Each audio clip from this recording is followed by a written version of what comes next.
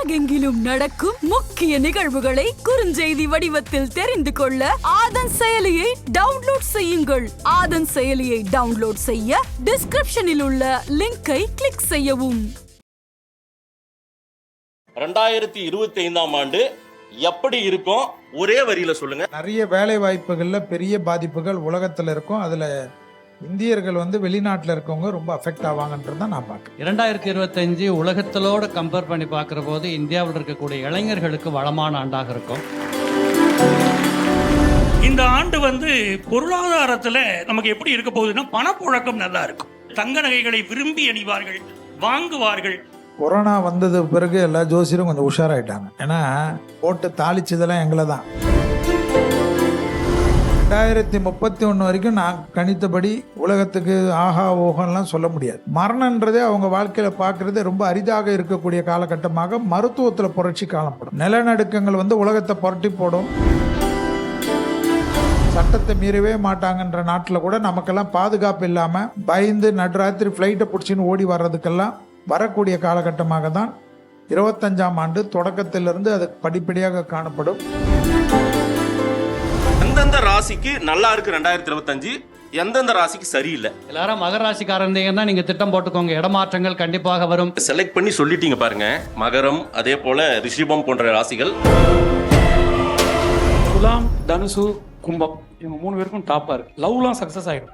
நீண்ட நாட்களா லவ் பண்ணிட்டு இருக்கிறவங்க. நீங்க எதுக்கு மாதேஷை பார்த்து சொன்னீங்க? இல்லை, இங்க ஒரு பையன் சிம்மம் இருக்கான், அவன் எதிர்பார்த்துட்டு இருக்கான் என்னைய.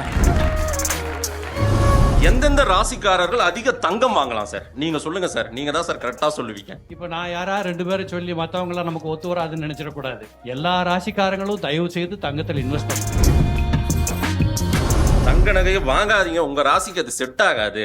தங்கத்தை விரும்பாதவங்க யாராவது உண்டா இந்த உலகத்துல? பாருங்க, அதாவது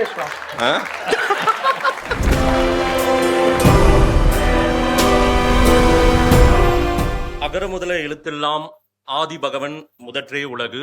எங்கள் வாழ்வும் எங்கள் வளமும் மங்காத தமிழென்று சங்கே முழங்கு என்ற பாவலரின் வரிகளோடு இந்த நிகழ்ச்சியை நான் தொடங்க இருக்கிறேன்.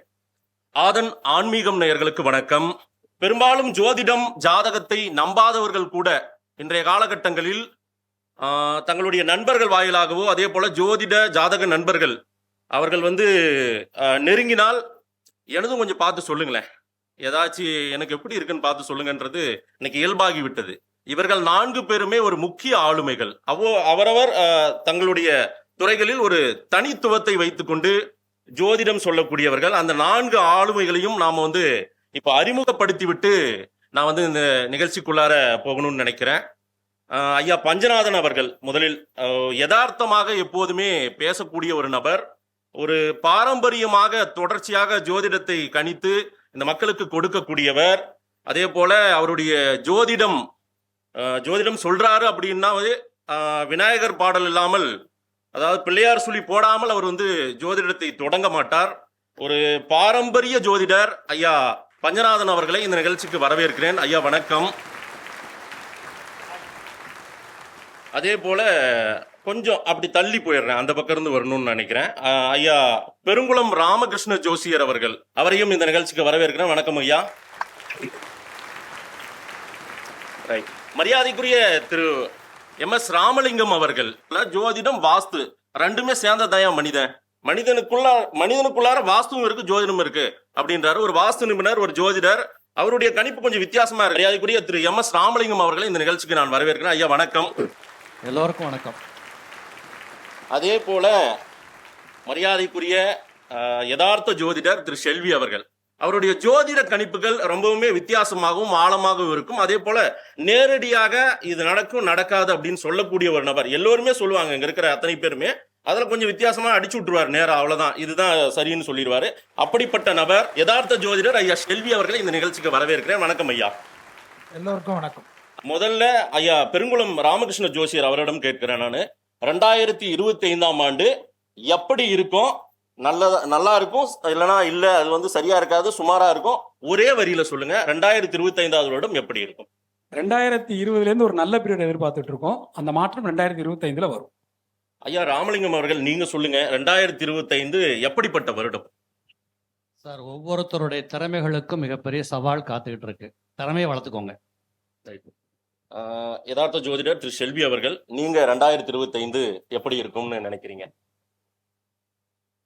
அதாவது பொதுவா நீங்க எப்படி கேக்குறீங்க, ஒரே லைன்ல ஆமா, கேக்குறீங்க? சுமாரா நல்லா இருக்குமா, இல்ல தேராது, ஆமா. இல்ல சிக்கல் இருக்கு, அப்படி ஏதாவது சொன்னீங்கன்னா நல்லா இருக்கும். ஏன்னா ஒரு முடிவுக்கு வந்துருவோம் நாங்க. இல்ல, அதாவது என்னை பொறுத்த வரைக்கும் தேராதுன்றது தான் கரெக்டா இருக்கும். ஏன்னா நிறைய சிக்கல்கள் காட்டக்கூடிய ஆண்டா தான் நான் பாக்குறேன். இது வந்து ஓஹோ சுபிச்சோன்னு அப்படி சொல்லிட்டு அப்புறமா நீங்க ட்ரோலிங் பண்றதுக்கெல்லாம் நான் ரெடி இல்லை. என் கணிப்புப்படி இது ரொம்ப கஷ்டமா தான் இருக்கும். நிறைய வேலை வாய்ப்புகள்ல பெரிய பாதிப்புகள் உலகத்துல இருக்கும். அதுல இந்தியர்கள் வந்து வெளிநாட்டுல இருக்கவங்க ரொம்ப அஃபெக்ட் ஆவாங்கன்றத நான் பாக்குறேன். ஐயா பஞ்சநாதன் அவர்கள், நீங்க 2025 எப்படி இருக்கும்னு கணிச்சிருக்கீங்க? 2025 இயற்கை சீற்றங்கள் அதிகம் இருக்கக்கூடிய ஒரு ஆண்டு. அதாவது நம்ம ஒரு விஷயம் தெரிஞ்சுக்கணும். இந்த சனி பகவான் வந்து இப்போ கும்பராசியில் இருக்கார். அவர் மேஷ ராசியை கடக்கிற வரைக்குமே இந்த உலகத்திலே பல பிரச்சனைகள் இருக்கத்தான் செய்யும். அப்போ இடையில வரக்கூடிய பல ஆண்டுகள் ஒரு கடுமையான ஆண்டுகள் தான் நம்ம கடந்து போக வேண்டிய சூழ்நிலையில் இருக்கும். அதே நேரத்தில் உலகத்தில் குழந்தை பிறப்பு விகிதம் குறையும். அப்படிப்பட்ட ஒரு பிரச்சனைகளும் இருக்கு. 2025 நல்லபடியா அமையட்டும். அப்ப தேராது, சுமாரா இருக்குது அப்படின்னு எல்லாம் சொல்லிட்டீங்க. கொஞ்சம் நெகட்டிவா இருந்தாலும் பாசிட்டிவா நிறைய விஷயங்கள் நம்ம பேசணும்னு நினைக்கிறேன். நான் ஒட்டுமொத்த இந்த நாட்டிற்குமே ஒரு பொது பலன் கேட்கணும்னு நினைக்கிறேன். ஐயா ராமலிங்கம் அவர்கள், நீங்க சொல்லுங்க, பொதுவாகவே இந்தியாவிற்கும் தமிழ்நாட்டிற்கும் இந்த 2025 வருஷம் எப்படி இருக்கும்? நான் அரசியல் பேச மாட்டேன். அவர் கேட்குற கேள்வியில் அரசியல் இருக்கான்னு எனக்கு தெரியாது. ஏன்னா அவர் தொழில் அது சார்ந்தது. நான் ஜோதிடர் தான் பதில் சொல்கிறேன். 2025 உலகத்திலோட கம்பேர் பண்ணி பார்க்குற போது இந்தியாவில் இருக்கக்கூடிய இளைஞர்களுக்கு வளமான ஆண்டாக இருக்கும். நிறைய வேலை வாய்ப்புகளில் போட்டிகள் நிறைய இருக்கும். உங்கள் திறமைகளுக்கு ரொம்ப சவால் இருக்கும். நிறைய பேர் புது வீடு கட்டுறது, புதுசாக தங்களை வளர்த்துக்கிறது, இப்படிப்பட்ட பாதையை நோக்கிய பயணங்கள் எக்கச்சக்கமான பேர்களுக்கு இருக்கும். இந்த 2025 என்பது நம்ம நாட்டை பொறுத்தளவு ஒரு மங்களமான வருடம் அப்படின்னு எடுத்துக்கலாம். ஏன்னா இது செவ்வாயின் அம்சத்தை ஒட்டி வரக்கூடிய வருடம். நீங்கள் இந்த 2025ன்னு கூட்டி பார்த்தீங்கன்னா 9ஆம் நம்பர் வரும். அப்போ செவ்வாயின் ஆதிக்கத்தில் இந்த வருஷம் பிறக்கிறதுனால அந்த இளைஞர்களாக இருக்கக்கூடியவங்க, ஓடி உழைக்கக்கூடியவங்க, யங்ஸ்டர்ஸ், இவங்க எல்லாத்துக்குமே ரொம்ப பிரமாதமாக இருக்கும். அப்போ முதியவர்கள் எல்லாம் கஷ்டப்பட போகிறோமான்னு கேட்டிங்கன்னா, ரொம்ப திட்டம் போட்டு உங்களுடைய இன்வெஸ்ட்மெண்ட்டை பாதுகாத்துக்கணும். யாரையும் நம்பி கொடுத்துட்டேன், வருமானம் தெரியல, கோர்ட்டுக்கு போகவா, பஞ்சாயத்து பண்ணவா, ஒன்றுலேயுமே உங்களால் ஜெயிக்க முடியாது. அதனால் முதியவர்கள் வீட்டுக்குள்ளே இருக்கக்கூடிய நிர்வாகங்களில் ரொம்ப ரொம்ப கவனமாக இருந்துக்கோங்க. இளைஞர்களுக்கும் முதியவர்களுக்கும் வேறுபட்ட பலன்களாக இந்த வருடம் இருக்கிறத நீங்கள் பார்ப்பீங்க. இன்னொரு ஒரு கேள்வியை கூடுதலா சேர்த்துக்கோங்கன்னு சொல்றாங்க. உலகத்துக்கே எப்படி இருக்கும் 2025? அதான் ஐயா வந்து அங்கிருந்து தொடங்கிட்டாங்க. உலகத்துக்கும் இந்தியாவுக்கும் ஐயாவில இருந்தே நான் அப்படியே அவரு என்ன, நீங்க உலகத்துக்கும் சேர்த்து சொல்லிட்டீங்க, நான் அதை மிஸ் பண்ணிட்டேன். அதனால உலகத்துல இருந்து நீங்க சொல்லுங்க ஐயா. அதாவது 2025 உலக நாடுகளிடையே இருக்கக்கூடிய மோதல்கள் அதிகமாக இருக்கும்.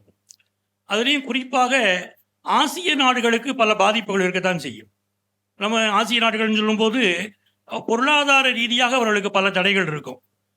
குறிப்பாக இந்திய திருநாடு மட்டும் அந்த பொருளாதார பிரச்சனைகளிலிருந்து ஒரு வலிமையான ஒரு மீண்டு வரக்கூடிய ஆண்டாக இருக்குமே தவிர பிரச்சனைகளில் சிக்காத ஆண்டாக இருக்கும். மற்ற ஆசிய நாடுகளுக்கெல்லாம் உலக அளவில் பொருளாதார பிரச்சனை இருக்கும். நம்ம பக்கத்தில் இருக்கக்கூடிய ஸ்ரீலங்காவிற்கு நிறைய பாதிப்புகள் வருவதற்கு வாய்ப்புகள் உண்டு. அதே நேரத்தில் இந்திய திருநாட்டை பொறுத்த வரைக்கும் இந்த ஆண்டு வந்து பொருளாதாரத்தில் நமக்கு எப்படி இருக்க போகுதுன்னா, பணப்புழக்கம் நல்லா இருக்கும். அதில் எந்த சந்தேகமும் இல்லை. ஆனால் பணப்புழக்கம் மட்டுமே போதாதே. ஒரு நாட்டில் வந்து அரசியல் கட்சிகளிடையே ஒரு மோதல் போக்கு இந்த 2025 அதே மாதிரி நிறைய பகைமை உணர்ச்சிகள் அதிகமாவது. இன்னும் சொல்ல போனால் ஆண்டுடைய கூட்டுத்தொகை 2025 நம்ம சொல்லும்போது 2 2 4 4 5 9 9ஆம் எண்ணை குறிக்கக்கூடிய ஆண்டு. அந்த 9ஆம் எண்ணை குறிக்கக்கூடிய செவ்வாய் நீச்சமாக இருந்துதான் வருடம் துவங்குகிறது. அப்படின்னு சொல்லும்போது இயற்கை பூகம்பங்கள், இயற்கை நிகழ்வுகள், நிறைய பாதிப்புகள் இருக்கத்தான் செய்யும். அதே நேரத்தில் பெண்களுக்கு மிக உயர்வான ஆண்டு. நிறைய பேர் வந்து தங்க நகைகளை விரும்பி அணிவார்கள், வாங்குவார்கள். வாங்கக்கூடிய திறன் மக்களுக்கு அதிகரிக்கும். அதெல்லாம் மிகச்சிறப்பாக இந்திய திருநாட்டுக்கு இருக்கு. ரைட், ரொம்ப சந்தோஷம். 2025 எப்படி இருக்குன்னு ஒரு கலவையா சொல்லியிருக்கீங்க. ஐயா பெருங்குளம் ராமகிருஷ்ண ஜோசியர் அவர்கள், நீங்க 2025 உலகத்திற்கே எப்படி இருக்கும்? எப்போதுமே பஞ்சபூத தத்துவத்தின் அடிப்படையில் பார்க்கும்போது சனி பகவான் எந்த ராசியில எந்த அம்சத்துல சஞ்சாரம் பண்றாரோ அதனுடைய விளைவுகள் வந்து ரொம்ப ரொம்ப ஜாஸ்தியா இருக்கும். சனி பகவானை பொறுத்தவரை நீர் ராசிகளான கடகம், விருச்சிகம், மீனம் இதில் சஞ்சாரம் செய்யக்கூடிய காலகட்டம் உகந்ததாக நமக்கு சொல்லப்படலை. ஸோ பாவத்தின் அடிப்படையில் பார்க்கும்போது மீன ராசிங்கிறது சனி பகவானுக்கு நட்பாக இருந்தாலும் இந்த வருஷத்தில் வந்து செவ்வாயும் சனியும் கனெக்ட் ஆகுது, திரிகோணத்தில் கனெக்ட் ஆகுது. அந்த அளவுக்கு உலக அளவில் வந்து கொஞ்சம் நீர் சார்ந்த பிரச்சனைகள் இருக்கும். இப்போ உதாரணமாக நமக்கு கடகத்தில் சனி பகவான் சஞ்சாரம் செய்யும்போது சுனாமி வந்தது. விருச்சிகத்தில் சனி பகவான் சஞ்சாரம் செய்யும்போது பெருவெள்ளம், சென்னையினுடைய பெருவெள்ளம் 2015. ஸோ இப்போ அவர் மறுபடியும் ஒரு மீனத்துக்கு போடுறார், அது ஒரு நீர் ராசி. உலக அளவில் நீர் சம்பந்தமான பாதிப்புகள் நிறைய இருக்கும். அதே வேளையில் வந்து இந்த குரு ராகு கனெக்ட் ஆகுது, அது வந்து காற்று ராசியில் கனெக்ட் ஆகுது. அது வந்து உலக அளவில் மெயினாக இருக்கக்கூடிய தலைவர்கள் அது வந்து நமக்கு சரியாக வராது. ஸோ பொருளாதாரம் ஓரளவுக்கு உலக அளவில் ஓரளவு உயரும், அதில் பிரச்சனைகள் இல்லை. பட் இந்த ஒவ்வொரு நாட்டிற்கும் இடையில வந்து சின்ன சின்ன கருத்து முரண்பாடுகள், இயற்கை சார்ந்த துன்பியல் சம்பவங்கள், இது எல்லாமே நமக்கு நடக்கக்கூடிய ஆண்டு அந்த ஆண்டு அமைஞ்சிருக்கு. ரைட். ஐயா செல்வி அவர்கள், நீங்க சொல்லுங்க, 2025வது ஆண்டு வந்து உலகத்திற்கே எப்படி இருக்கும்? கொரோனா வந்தது பிறகு எல்லா ஜோசியரும் கொஞ்சம் உஷாராயிட்டாங்க. ஏன்னா அதை சொல்லலை இதை சொல்லலைன்னு போட்டு தாளிச்சதெல்லாம் எங்களை தான். 2031 வரைக்கும் நான் கணித்தபடி உலகத்துக்கு ஆஹா ஓகம்லாம் சொல்ல முடியாது. என்ன விஷயம் சூப்பராக இருக்குன்னா, மெடிக்கலில் புரட்சிகள் ஏற்படும். ரொம்ப நாட்களாக இருக்கக்கூடிய நோய்களுக்கு பெரிய லெவலுக்கெல்லாம் புரட்சிகள் வரக்கூடிய காலகட்டத்தில் பார்க்கலாம். அதே போல் வந்து மருந்து மாத்திரைகள் மற்ற விஷயங்கள்லாம் உலகத்தில் வந்து புரட்சியை ஏற்படுத்துன்றது போல மனிதன் உயிர் வந்து இந்த ஸ்பீட் மிஷின் சொல்லக்கூடிய விபத்துகளில் போனாலே தவிர மற்றபடி கொஞ்சம் நாட்களுக்கு இப்போ இந்த 2000 வருஷத்தில் பிறந்திருக்கிற குழந்தைங்களுக்கெல்லாம் மரணன்றதே அவங்க வாழ்க்கையில் பார்க்குறது ரொம்ப அரிதாக இருக்கக்கூடிய காலகட்டமாக மருத்துவத்தில் புரட்சி காணப்படும். அதுக்கு 2025ஆம் ஆண்டே வித்திடும். ஏன்னா புதன் வீட்டுக்கு குரு போகக்கூடிய காலகட்டம். தங்கம் தான் கடுமையான விலை ஏறிக்கினே இருக்கும். இப்போ குறைஞ்ச மாதிரி இருக்கும், டாலர் வரும், ஆனால் தங்கம் தான் வரும். ஏன்னா போர் மயக்கங்கள். அடுத்தது வந்து இயற்கை சீற்றங்கள் பற்றி நம்ம நிறைய ரிசர்ச்சில் நிறைய பேசிட்டோம். நிலநடுக்கங்கள் வந்து உலகத்தை புரட்டி போடும், தண்ணியால் வரும், கடலுக்கு சொந்தமான இடத்துக்கெல்லாம் கடல் உரிமை கோருவார்லாம். தலைவர்கள்லாம் என்னை பொறுத்த வரைக்கும் 25ஆம் ஆண்டில் 26ஆம் ஆண்டு வரைக்கும் இன்றைக்கி ஓஹோன்னு இருக்கக்கூடிய தலைவர்கள் நான் நிறைய சேனலில் சொல்லியிருக்கேன். பெரிய தொழிலதிபர்கள், பெரிய சினிமா ஸ்டார்கள், பெரிய லெவலுக்கு ஒரு 10,000 பேருக்கு 1,00,000 பேருக்கு சோறு போடுற முதலாளிகள் எல்லாருக்கும் கெட்ட நேரம் தான் காட்டுது. இதில் மெயினாக என்னன்னா, வெளிநாடுகளில் வந்து மக்கள் வந்து சிறுபான்மை மக்கள்னா, இப்போ நம்ம போயிருக்கோம்னா இந்தியன்ஸ் போயிருக்காங்கன்னா சிறுபான்மை. அந்த போல் வெளிநாடுகளில் பிரசித்தி பெற்ற நாடுகள் எல்லாம் சேஃபாக இருக்கக்கூடிய நாடு, லண்டனாக இருக்கட்டும், அமெரிக்கா இருக்கட்டும், கனடாவாக இருக்கட்டும், ஆஸ்திரேலியாவாக இருக்கட்டும், மற்ற நாடுகள், இந்த நாடுகள்லாம் சட்டத்தை மீறவே மாட்டாங்கன்ற நாட்டில் கூட நமக்கெல்லாம் பாதுகாப்பு இல்லாமல் பயந்து நடுராத்திரி ஃப்ளைட்டை பிடிச்சின்னு ஓடி வர்றதுக்கெல்லாம் அரசாங்கம் கொண்டு போய் ஃப்ளைட்டை இறக்கி கூட்டின்னு வர மாதிரி நிலைமெல்லாம் வரக்கூடிய காலகட்டமாக தான் 25ஆம் ஆண்டு தொடக்கத்திலிருந்து அது படிப்படியாக காணப்படும். பொதுவாக உலகத்தில் ஒரு பெரிய தலைவர்கள் எடுக்கக்கூடிய தவறான முடிவுகள், போருடைய இது, தீவிரவாதத்தின் அச்சுறுத்தல், மத மோதல்கள், இனம் மோதல்கள் என்ற மாதிரி தான் சொல்லிக்கினே போகலாம். பாசிட்டிவ் என்னன்னா, விவசாயத்தில் புரட்சி, மருத்துவத்துறையில் புரட்சி, விவசாயத்தில் பெரிய புரட்சியெல்லாம் ஏற்படும். அதாவது ஆச்சரியமான அளவுக்கெல்லாம் ஏற்படும். 1/2 ஏக்கர் நிலத்திலேயே கிட்டத்தட்ட எவ்வளவுக்கு எல்லாம் விவசாயம் செய்ய முடியக்கூடிய எளிமையான விவசாய புரட்சியெல்லாம் வரக்கூடிய காலகட்டத்தில் ஏற்படும். விவசாயத்தின் மீது, எளிமைப்படுத்தப்பட்ட விவசாயத்தின் மீது எல்லா மக்களும் ஆர்வம் கொள்வார்கள். இளம் வயதை சார்ந்த மாணவர்கள் 20 வயசு 25 வயசுக்குள்ள நிறைய மில்லியனராக உருவாக்கக்கூடிய ஆண்டு தான் 2025. ஸோ அவங்களுடைய எல்லாமே இந்த டெக்னாலஜி டெவலப்மெண்ட்டில் தான் அவர்களுடைய டெவலப்மெண்ட்டு. இன்றைக்கி பெரிய அம்பானி இருக்கிறார், பெரிய தொழிலதிபர்லாம், அவரெல்லாம் ஒரு சாதாரண சின்ன பையன் ஓவர்லுக் பண்ணுற அளவுக்கு அவர்களுடைய கண்டுபிடிப்பு காணப்படும். ரொம்ப முக்கியமாக ஒவ்வொரு ராசிக்கும் எப்படி இருக்கும் அப்படின்றத வந்து ஒரு தனி பகுதியாக வந்து திரும்ப ஷாம்லா அவர்கள் எடுப்பாங்க. அதுக்கு முன்னாடி நான் தொட மாட்டேன். இருந்தாலும் வந்து ரொம்ப முக்கியமாக ஒரு விஷயங்கள், எந்தெந்த ராசிக்கு நல்லா இருக்கு 2025, எந்தெந்த ராசிக்கு சரியில்லை, அதை மட்டும் சொன்னீங்கன்னா நல்லா இருக்கும். ஐயா நீங்க சொல்லுங்க. சார் 2025 எந்தெந்த ராசிக்கு நல்லா இருக்கும் அப்படிங்கிற போது முதல்ல நீங்க கவனிக்க வேண்டியது உங்களுடைய தனிப்பட்ட ஜாதகம் என்னங்கிறத பார்த்துக்கோங்க. இப்போ நாங்கள் சொல்றதை கேட்டுட்டு போய் வீடு வாங்க போனேன், லோன் வாங்க போனேன், கடைசியில் நின்று போச்சு இப்படிங்கிற மாதிரி வரக்கூடாது.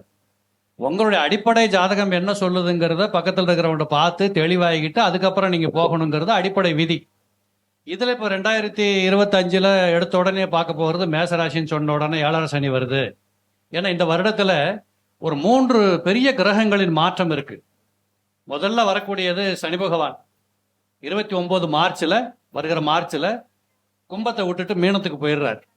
அதுக்கப்புறம் ஏப்ரல் 14 மே மாதம் 14ஆம் தேதி பார்த்தீங்கன்னா குரு பகவான் இடப்பெயர்ச்சி ஆகிறார், ரிஷபத்தை விட்டு மிதுனத்துக்கு போகிறார். அதே ஏப்ரல் 18ஆம் தேதி மே மாதம் 18ஆம் தேதி பார்த்தீங்கன்னா ராகு கேது இடம் மாறுறாங்க. இப்படிப்பட்ட மாற்றங்கள் நிறைய இருக்கிறதுனால இந்த வருஷம் எங்களுக்கு நிறைய வேலை இருக்கு. நீங்க கேட்டுக்கிட்டே இருப்பீங்க, நாங்க சொல்லிக்கிட்டே இருப்போம். இந்த கேள்வியை திருப்பி திருப்பி கேட்பீங்க, யாருக்கு நல்லா இருக்கு யாருக்கு நல்லா இருக்குன்னு கேட்டுக்கிட்டே இருப்பீங்க, நாங்க சொல்லிக்கிட்டே இருப்போம். இதான் நடக்க போகுது. நிறை குறைகள் ரெண்டும் கலந்த மாதிரி இருக்குன்றீங்க. இருக்குதுன்னு அதை பார்த்துக்கணும். ஏதாவது ஒரு 2 ராசி நல்லா இருக்குங்க, ஹை பிட்ச்ல போவாங்க அப்படின்னு சொல்லுங்க. ரிஷப ராசிக்காரங்களுக்கு இதுவரைக்கும் இருந்ததை விட இந்த வருடம் மிகப்பெரிய மாற்றத்தை கொடுக்கும். என்ன அப்படின்னு கேட்டா, இப்ப நிறைய பேர் கல்யாணமே ஆகல, ரொம்ப வருடமா பொண்ணு பார்க்குறோம், ஒன்றும் வேலைக்கு ஆகல, இப்படி வருத்தப்பட்டவர்கள் எல்லாம் குடும்பஸ்தானம் மாற போறாங்க. வேலையே கிடைக்கல, என்ன நடக்கும்னே தெரியல, இப்படி வருத்தப்பட்டுக்கிட்டு இருந்தவங்களுக்கு கனகச்சிதமா வேலை கிடைச்சிட போது லாபங்கள் வந்துடும். ரிஷபராசிக்கு இது மாதிரி ஒரு மிக பிரமாதமான அமைப்பு வந்துடும். இதே போல பாத்தீங்கன்னா கடகராசிக்காரங்களுக்கும் நல்லா இருக்கும். ஏன்னா கடகராசிக்காரங்க எப்போதுமே சவால்ல வாழக்கூடியவங்க. 9ல் குரு போகிறார், குரு 9ல் சனி போகிறார். இந்த அமைப்பு ரொம்ப பிரமாதத்தை கொடுத்துரும். துணிஞ்சு செயல் எடுப்பாங்க. ஒரு பெரிய வெற்றியை நோக்கிய பயணம், போட்டி இதெல்லாம் கலந்துக்கிட்டு அடிச்சு நொறுக்கிடுவாங்க. இப்படி நல்லா இருக்கும் கடகராசிக்கு. அதே போல எடுத்துக்கிட்டீங்கன்னா துலா ராசிக்காரங்களுக்கு ரொம்ப சிறப்பா இருக்கும். இந்த துலா ராசிக்காரங்களுக்கு வாழ்க்கை நிறைவு பெறுவதற்கு இந்த 2.5 ஆண்டுகள் எடுத்துக்கணும். அதுல 2025 சரியா பயன்படுத்திக்கலாம். நீங்க துலமா இருப்பீங்களோ? சந்தோஷமா இருக்கு. சரி, ஓகே. துலாத்துக்கு நல்லா இருக்கும். இதே போல மகரத்தில் பிறந்தவர்களுக்கும் ரொம்ப சிறப்பா இருக்கும். எல்லாரும் மகர ராசிக்காரந்தீங்கன்னா நீங்க திட்டம் போட்டுக்கோங்க. இடமாற்றங்கள் கண்டிப்பாக வரும். ஊர் விட்டு போகலாம், நாடு விட்டு போகலாம், வீட்டை மாத்தலாம். இப்படி நிறைய அடிப்படையா ராசியே இல்லை சார், என் பேரை மாத்திக்க போறேன்னு கூட சில பேர் மாத்திக்குவீங்க. அந்த அளவுக்கு இந்த மகரத்தில் பிறந்தவர்களுக்கு இடமாற்றங்கள் அப்படி இப்படி நிறைய விஷயங்கள் நல்ல சிறப்பாக இருக்கும்.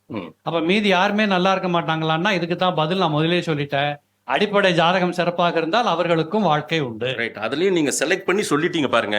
மகரம், அதே போல ரிஷிபம் போன்ற ராசிகள் அவங்க எல்லாம் கொஞ்சம் சந்தோஷமா, அது துலாமெல்லாம் ரொம்ப என்ஜாய் பண்ணுவாங்க இந்த நேரத்துல நீங்க சொன்னதை. அதே போல நீங்களும் சொன்னீங்கன்னா நல்லா இருக்கும். எந்த ராசிக்கு 2025, எந்தெந்த ராசிக்கு 2025 நல்லா இருக்கு, நல்லா இல்ல, கொஞ்சம் சுமாரா இருக்கு? 2025 மிகச்சிறந்த பலன்களை தரப்போகிற ராசிகள்ல நான் தலையாய ராசியா நினைக்கிறது துலா ராசி. ஏன்னா நடக்க போகிற சனி பகவானுடைய பயிற்சியும், சனி பகவான் 6ஆம் இடத்துக்கு வர்றார். சனி பகவான் 6ஆம் இடத்துக்கு வர்றாருன்னா ரொம்ப விசேஷம், நிறைய நன்மைகளை தருவார். அதே மாதிரி குரு பகவான் பாக்கியஸ்தானத்துக்கு போறார். அப்ப இது நாள் வரைக்கும் திருமண தடைகள், பிரச்சனைகள் இருக்கக்கூடிய துலா ராசிக்காரர்களுக்கு எல்லாமே எல்லா வகையிலும் ஒரு சிறந்த ஆண்டாக தொடக்கத்திலேயே நமக்கு தெரிகிறது. 2வது நான் ஒரு பெரிய மாற்றத்தை நினைக்கக்கூடியது சனி பகவானுடைய பிடியிலிருந்து விடுதலை அடையக்கூடிய மகர ராசி. அவர்களுக்கு 7.5 சனி விலகி போகுது இந்த ஆண்டு சனி பயிற்சியில். அது ஒரு யோகமா இருக்கு. அடுத்து கும்பராசிக்கு பார்த்தீங்கன்னா நீங்க ரொம்ப சந்தோஷப்படலாம். கும்பராசிக்காரர்களுக்கு பஞ்சமத்துக்கு குரு பகவான் வர்றார். அப்போ மிகப்பெரிய அளவுக்கு ஒரு வளர்ச்சியை கொண்டு வந்து கொடுக்க போகிறார். அப்படி இது ஒரு நல்ல ஒரு ராசிகளாக நான் இதில் பார்க்கிறேன். ரிஷபராசிக்காரர்களுக்கு பார்த்தீங்கன்னா இந்த குரு பயிற்சி பெரிய நன்மைகளை செய்தரும். வரக்கூடிய குரு பயிற்சி சிம்ம ராசிக்காரர்களுக்கு நீங்க சொல்றீங்க சுமாரா இருக்கும், என்ன ராசிகள் இருக்குன்னு கேட்குறீங்க பாருங்க. சிம்ம ராசிக்கு அஷ்டமத்து சனி வருது. ஆனா என்ன ஆகுதுன்னா குரு பகவான் லாபத்துக்கு வராரு. அப்போ அது அந்த வகையில் உங்களுக்கு ஒரு சந்தோஷம் கிடைச்சிருது. அப்படி ஒவ்வொருத்தருக்கும் ஒவ்வொரு வகையில பல நன்மைகளை பெறப்போகிற ஆண்டாகத்தான் இந்த ஆண்டு 2025 இருக்கும். ரொம்ப கவனமா இருக்க வேண்டிய ராசிகள்னா எழுது. ரொம்ப கவனமாக இருக்கணும் அப்படின்னு சொல்லிட்டாலும் 7.5 சனி யாரை பிடித்துக் கொள்கிறதோ அவங்க கவனமாக இருந்து கொள்ளணும். அப்படி பார்த்தீங்கன்னா மீன ராசிக்காரர்கள் கூடுதல் கவனமாக இருந்து கொள்வது நல்லது. ஐயா பெருங்குளம் ராமகிருஷ்ண ஜோசியர், நீங்க சொல்லுங்க 2025 எந்தெந்த ராசிக்கு நல்லா இருக்கு, நல்லா இல்ல, சுமாரா இருக்கு? துலாம், தனுசு, கும்பம் இவங்க 3 பேருக்கும் டாப்பா இருக்கு. ரொம்ப நல்லா இருக்கு. லவ்லாம் சக்சஸ் ஆயிடும். நீண்ட நாட்களா லவ் பண்ணிக்கிட்டு இருக்கிறவங்க, அது நீங்க எதுக்கு மாதேஷை பார்த்து சொல்றீங்க? இல்ல இங்க ஒரு பையன் சிம்மா இருக்கான், அவன் எதிர்பார்த்துட்டு இருக்கான் என்னைய. ஐயா வயலேருந்து வருமா வராதா இல்ல அப்படின்னு சொல்லி. சிம்மராசிக்காரங்க தாடி வளர்த்துக்கிட்டு இருப்பாங்க அப்படிங்கிறீங்க. உயரமா இருப்பாங்க, தாடி வளர்த்துருப்பாங்க. சரி சரி ஸோ கவனமா இருக்க வேண்டிய ராசிகள் அப்படிங்கிறது வந்து கும்பம், மீனம், மேஷம், சிம்மம். கும்பம், மீனம், மேஷம், சிம்மம் ரொம்ப கவனமா இருக்கணும். கொஞ்சம் கவனமா இருக்கணும். கவனமா இருக்கணும். நான் கொஞ்சம் எக்ஸ்ட்ரீமா போறணும். மீதி ராசிகள் சுமாரா இருக்கும். திரு செல்வி அவர்கள், நீங்க 2025 எந்தெந்த ராசிகளுக்கு நல்லா இருக்கு, நல்லா இல்ல, சுமாரா இருக்கு? அதாவது ஒரு விஷயம் அது சார், கோச்சாரம் என்பது சந்திரனை கொண்டு பேசக்கூடிய விஷயம். ஜனனகால லக்னத்தை வச்சு பேசுறது தான் தனிப்பட்ட ஜாதகத்தினுடைய பலன். அவர்களுடைய தசாபுத்திகள், ஜனன காலத்துல எந்தெந்த கிரகம் சாதகம் பாதகம் என்றெல்லாம் தனிப்பட்ட ஜாதகம். இப்போ கோச்சாரத்துல நாங்க எவ்வளவு பெரிய அப்பாற்பட்ட ஜோதிடர்களாக இருந்தாலும், ஜோதிடர் சாம்பிராட்டாக இருந்தாலும், ஜோதிட சக்கரவர்த்தியாக இருந்தாலும் 30% to 40% நடந்தாவே அதுதான் அதனுடைய ஒரிஜினல் மார்க். ஸோ நாங்கள் வந்து சொல்றது 100% நடக்கிறோம்னாவே நாங்கள் ஒரு டுபாக்கூர்னு தான் அர்த்தம். அதில் வந்து மாற்று கருத்தெல்லாம் கிடையாது. யாராக இருந்தாலும் இதுதான் ப்ராக்டிக்கல் ரியாலிட்டி. இப்போ கேட்குற மக்களுக்கு என்ன ஆகிடும்னா, 12 ராசியில் போய் 7.5 சனியில் மேஷம் வருது. இப்போ சிம்மத்துக்கு அஷ்டம சனி, இது அஷ்டமத்தில் சனி வரும். இவங்கெல்லாம் என்ன நினச்சிப்பாங்க, இதோட நான் அவங்க அவுட்டு, 4 பேர் அங்கே உட்காந்துக்கின்னு இந்த மாதேஷ் கேட்டனால இவங்கெல்லாம் சூப்பரு. ஜனன காலத்தில் நாங்கள் எப்படி பேச்சு பார்க்குறோம், சனியுடைய அமைப்பு, ராகு கேது அமைப்பு, குருவுடைய பிளானட், இந்த 4 தான் நாங்கள் பேஸ் பண்ணுறோம். மாத கணக்கு உண்டான விஷயங்கள், சூரிய கிரகத்தையோ செவ்வாயோ அதே போல் சந்திரனையோ. ஏன்னா சந்திரன் 2.25 நாளில் கூட ஒருத்தருடைய லைஃப்பை மாற்றுவான். இதுதான் ஜோதிடம். உண்மையான விஷயம் இதுதான், ஆக்கப்பூர்வமான விஷயம். மேஷத்துலேருந்து மீன வரைக்கும் 12 ராசிக்காரர்களுக்கும் இப்போ சில மாதங்கள் ரொம்ப நல்லா தான் இருக்கும் எந்த காலகட்டத்தில். சில மாதங்கள் வந்து கஷ்டப்படக்கூடிய விஷயங்கள்லாம் இருக்கும். இப்போ மேஷமே இருக்கு. இப்போ கார்த்திகை மாதம்னு வச்சுங்க, விருச்சகம் இருக்கு. சூரியன் வந்து விருச்சகத்துக்கு வந்து கார்த்திகை மாதத்தில் ஜென்மத்தில் இருப்பான், மேஷத்துக்கு 8ல் இருப்பான். ஸோ எல்லா வருஷத்துலையும் அவங்க வந்து இந்த காலகட்டத்தில் ஜாக்கிரதையாக இருக்கணும்னு ஒரு பொது விதி இருக்கு. இது வந்து நாங்கள் சூப்பராக இருக்குன்னு சொன்ன ஒரு, இப்போ இதே ரிஷபத்துக்கும் சூப்பராக இருக்குன்னா கூட மார்கழி மாசத்துல ரிஷபத்துக்கும் சூரியன் 8ல் இருப்பான். அப்போ அவங்க கவனமாக தான் இருக்கணும். ஸோ இதெல்லாம் பார்ட்டாக பிரிக்கிறது தான் ஜோசியம். இல்ல, நீங்க அடுத்த 3 மாசத்துக்கு பிறகு வருஷம் தொடங்கி உடனே ராகு கேது வரும், வேற ஒவ்வொன்றும் வரும். அப்ப நீங்க மாற்றி மாற்றி சில விஷயங்கள் அந்தந்த காலகட்டத்துக்கு ஏற்ற போல் எல்லாமே சொல்லுவீங்க. சொல்றோம். நான் என்ன சொல்றேன், இப்ப சொன்னீங்கன்னா ஒரு சந்தோஷம் ஆயிடுவாங்க. இப்போதைக்கு வந்து இல்லை நான் அதை தான் சொல்றேன். எதை பேஸ் பண்ணி இவங்களுக்கெல்லாம் நல்லது இவங்களுக்கெல்லாம் இல்லைன்னா, குரு நிக்கிறது சனி நிக்கிறது வச்சு தான் சொல்றோமே தவிர, இந்த நிக்கிறதுனால இவங்க தான் சூப்பர் ஸ்டார் கிடையாது, நிக்காதனால நீங்க ஒன்றும் சாதா ஸ்டார் கிடையாது. ஸோ உங்க ஜாதகத்துல சூப்பரா இருந்தா எல்லாமே நல்லா இருக்கும். அதனால இப்போதைக்கு வந்து கணக்கில் வந்து இவங்க எடுத்தாங்கன்னா துலாம் எடுத்திருக்காங்க. சார் சொன்னாரு துலாம் எடுத்திருக்காரு. இப்போ அண்ணன் சொன்னாரு மகரம் வந்து இது வெளியில போகுதுன்னு. என்னை பொறுத்த வரைக்கும் இந்த இப்போ கன்னி கூட என்னை பொறுத்த வரைக்கும் நல்லது தான். ஏன்னா ராகு 6ல் வரப்போறான். கும்பத்துக்கு ஜென்மசனி போறது. அதே போல வந்து இப்போ விருச்சகத்துக்கு வந்து கொஞ்சம் கவனமா, அதிக கவனமா இருக்கக்கூடிய ராசி. ஏற்கனவே விருச்சக ராசிக்காரங்களாம் எனவே இந்த செல்விக்கும் விருச்சகத்துக்கு ஆகாதுன்னு நிறைய கமெண்ட் இருக்கு. ஏன்னா விருச்சகத்துக்கு ஏதாவது நான் சொன்னாவே, இந்த செல்வி எப்பயுமே விருச்சகத்தையும் கன்னி ராசியும் ஓட்டுன்னு அதில் இப்போதைக்கு கன்னி கொஞ்சம் விட்டுட்டேன் நான். ஆனால் விருச்சகத்துக்கு இப்போ வந்து எல்லா லெவல்லையும் கவனமாக இருக்கணுன்றது தான் இந்த இதில் 12 ராசியில் விருச்சகம் கொஞ்சம் பார்த்துக்கணும். விருச்சகம் அப்படி பார்த்துக்கணும்னா நம்ம அப்புறம் உடனே அடுத்த கேள்வி நீங்கள் வந்து கேட்பீங்க, பிரைம் மினிஸ்டருக்கும் விருச்சக ராசி தானேன்னு. யாராக இருந்தாலும் எந்த விருச்சக ராசியாக இருந்தாலும் பார்த்துக்கணுன்றது தான் என்னுடைய கணிப்பு. ஸோ அது பிரைம் மினிஸ்டர் மட்டும் விட்டுட்டு மற்றவங்களை மட்டும் தாக்குன்னு கிடையாது. ஸோ அதனால உங்க இதுக்கு ரொம்ப கவனமா இருக்கிறது விருச்சகம்.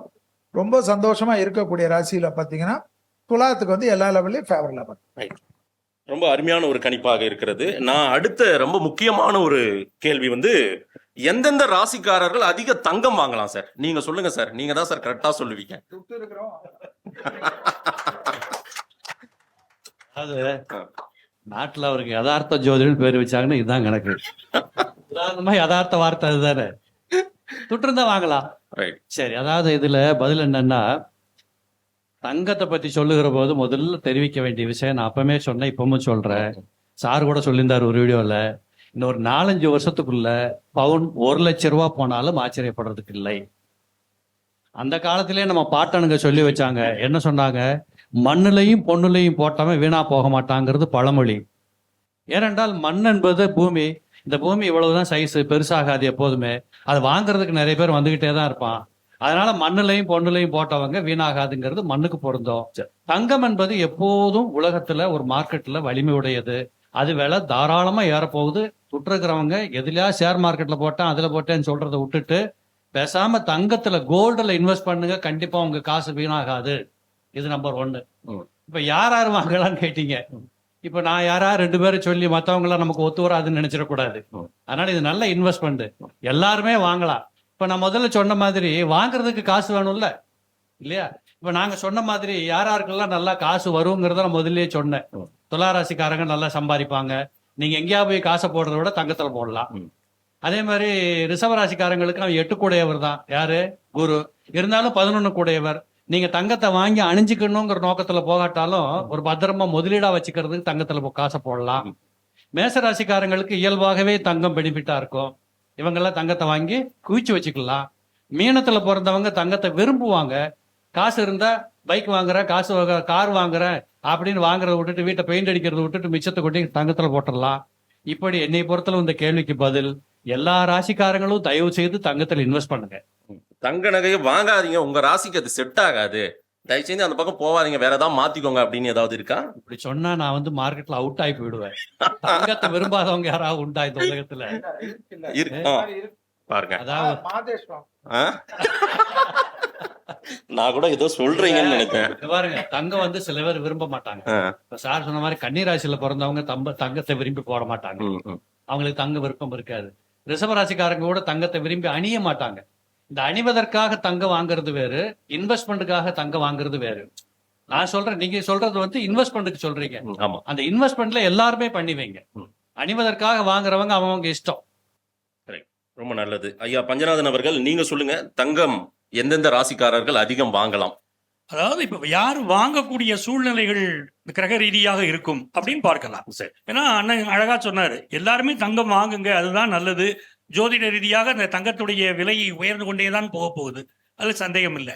ஆனால் நீங்க குறிப்பிட்ட ராசியை கேட்கறதுனால இப்போ இருக்கக்கூடிய அமைப்புல கன்னி ராசிக்காரர்கள் தங்கம் வாங்குவது அப்படிங்கிற ஒரு விருப்பம் உங்களுக்கு இருக்கும்.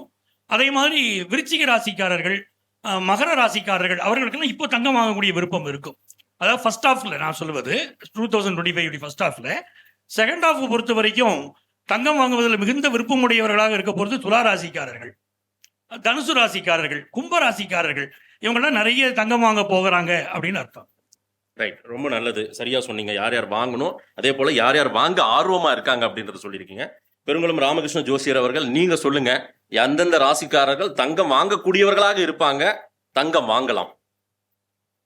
மிதுனம், துலாம், தனுசு, கும்பம், இந்த 4 ராசிக்காரங்களுக்கும் தங்கம் இந்த வருஷம் கண்டிப்பா நல்லபடியா சேரும். அது மிதுன லக்னமா இருந்தாலும் சரி, அது மிதுன ராசியா இருந்தாலும் சரி, இந்த வருஷம் உங்களுக்கு தங்கம் கண்டிப்பா நிறைய சேரும். சரி, செல்வி அவர்கள், நீங்க சொல்லுங்க, யார் யார் தங்கம் வாங்கலாம்? அதான் சொல்லிட்டீங்க, காசு இருக்கிறவங்க எல்லாம் வாங்கலான்ட்டு.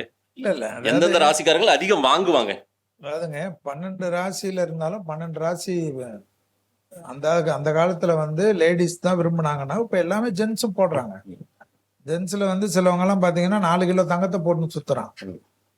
கூடயே ஆர்த்தோ டாக்டரையும் வச்சுன்னு சுத்துறான். அது நான் என்ன கேட்கறேன்னா, பணம் வரப்போ மேஷத்துக்கு 7.5 சனி வருது. நல்லா நான் வச்சுக்கோ, மேஷத்துக்கு 7.5 சனி வருது.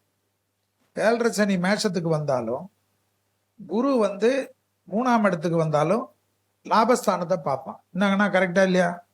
அப்ப லாபஸ்தானத்தை பார்த்தா துட்டு வரும். துட்டு வந்தா மேஷ ராசிக்காரன் கூட தங்கம் வாங்குவோம். ஸோ இந்த 7.5 சனி வந்தா தங்கம் வாங்கக்கூடாதுன்னு எந்த சட்டமும் கிடையாது. ஆனா தங்கத்துக்கு மெயினான ஆள் யாருன்னா குரு. அந்த குரு இப்போ 5வது மாசம் வரைக்கும் வேற ரிஷபத்துல இருப்பார். அப்ப ரிஷபத்துல இருக்கக்கூடிய குரு கன்னியை பார்ப்பார், விருச்சகத்தை பார்ப்பார், விருச்சகத்தை பார்த்து மகரம் பார்ப்பார். ஸோ 5ஆம் மாசத்துக்கு முன்னாடி வரைக்கும் பஞ்சநாதன் சார் சொன்ன மாதிரி இவங்க 3 பேருக்குமே வாங்குறதுக்கு பிராப்தம். இப்போ 5வது மாசத்துக்கு முடிஞ்ச உடனே இப்போ அடுத்தது பாத்தீங்கன்னா ரிஷபத்துல இருந்து மிதுனத்துக்கு போறாரு. மிதுனத்துக்கு போறச்ச துலாம் வாங்கும், தனுசு வாங்கும், கும்பம் வாங்கும், கூட என்னன்னா மேஷம் வாங்கும். ஏன்னா லாபத்தை பார்க்க. ஸோ இதெல்லாம் இவ்வளவுதான் கதை. என்னை பொறுத்த வரைக்கும் 2025 ஆத நேயர்கள் அனைவரும் மேஷத்துல இருந்து மீன வரைக்கும் நீங்க தங்கம் வாங்கணும்ன்றது தான் நான் மனசார வாழ்த்துறேன். இதுல எங்களுக்கு என்ன ஓர வஞ்சனை இருக்கு? சந்தோஷம், மகிழ்ச்சி.